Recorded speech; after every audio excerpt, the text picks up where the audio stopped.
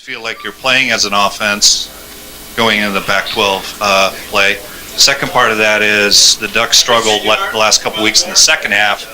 This week, even though you scored a lot of points, a lot of mistakes. Is that a concern? I think for the mistakes, I think that's a good tool to learn from.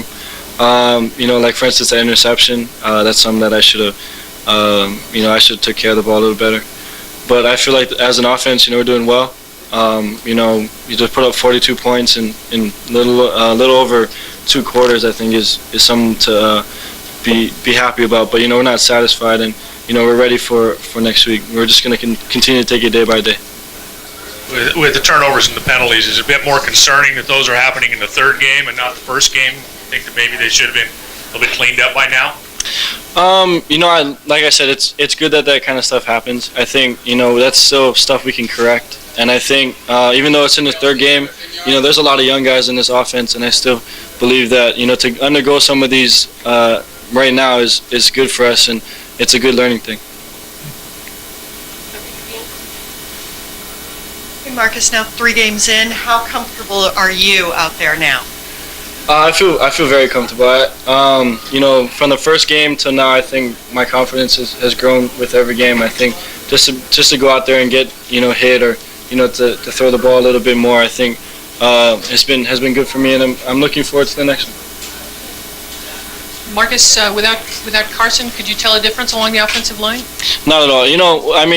Not to say not at all, but I feel Carson is one of those guys that you can't replace. But those guys that stepped in for him today did a really good job, and we're just going to continue to just take it day by day, and we should be fine. Marcus, is the offensive line still a work in progress a little bit? That's hard to say. I feel like the offensive line has been gelling well together, and I think we just got to clean up a little bit of those penalties. But like I said, that's stuff that was good for us. Even though it's the third game, we're still young, and I think to kind of undergo those, I feel is healthy for us, and we should be okay. Maybe along those lines, you've had moments where you guys look so explosive for the most part with the ones that are in there, and then sometimes when you struggle a little bit. You've gone through good and bad through 3 games entering Pac-12 play. About what you thought you'd need to go through. This setup as a series of games where you could learn a lot about yourselves going into the conference. Do you feel like you did? Yes, I think like I said, we're a young offense, and I think these first three games have really just kind of helped us grow a little bit and grow up, and mature a little bit. Like I said, there's still going to be times where you're going to have those struggling points, but that's to be expected. And I think we just got to continue to work through that. And like I said, we're going to continue to take it day by day, and we should be okay.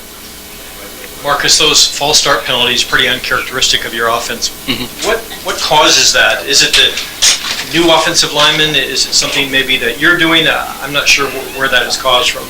Honestly, the false starts a lot of the times were the defense, Tennessee Tech's defense was we call them stemming their defensive lines, and when they would stem, they'd be yelling out some kind of call, and that was kind of in the early part in the game when you're kind of jumpy like that. I think that's what happened is some of those offensive line, especially the younger guys, were kind of little jumpy when they would yell those out. But as the game progressed, I feel like we got a handle over that, and we did fine. Is that one of those teachable moments then?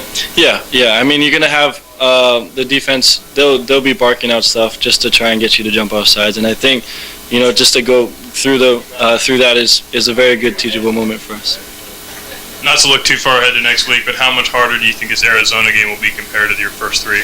We're not really worried about so far ahead. I think we just got to continue to take it day by day. We're going to come out on Monday and work hard, and really our main focus is just to come out on Monday and correct what we did today and just start to get better as an offense.